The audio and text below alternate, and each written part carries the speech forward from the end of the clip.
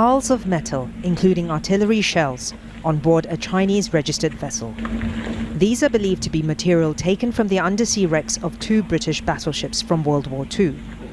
Malaysian Coast Guards initially detained the ship for anchoring illegally, but the police and the Heritage Department are now investigating whether it was involved in looting the warships.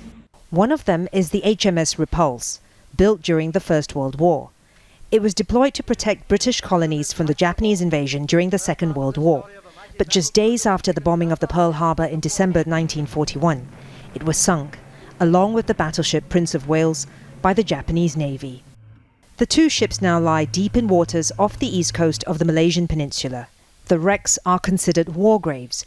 Divers say the HMS Repulse is more accessible as it lies in shallower waters, but it has deteriorated in the last few years. Damage to the hull of the wreck, where it looks like somebody has started pulling away sheets of metal, and with that, what was inside the wreck has started to come outside. So the munitions cases and the 15-inch shell casing is now visible, and some of it has fallen outside. Material from old warships, produced before the atomic explosions in the Japanese cities of Hiroshima and Nagasaki in 1945, is highly prized.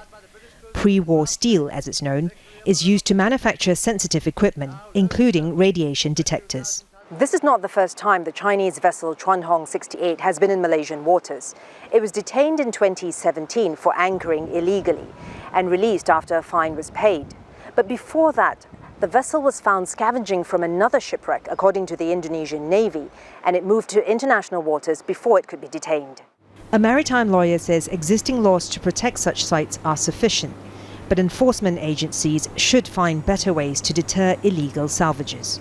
As far as surveillance is concerned, you can actually partner with diving organizations. You can also employ marine assets to be vigilant night and day to monitor the sea. And of course, you can also use drones, aerial drones, underwater drones, to also see what's going on as well.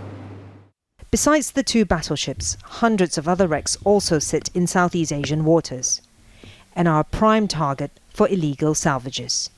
Florence, Looi, Al Jazeera, Kuala Lumpur.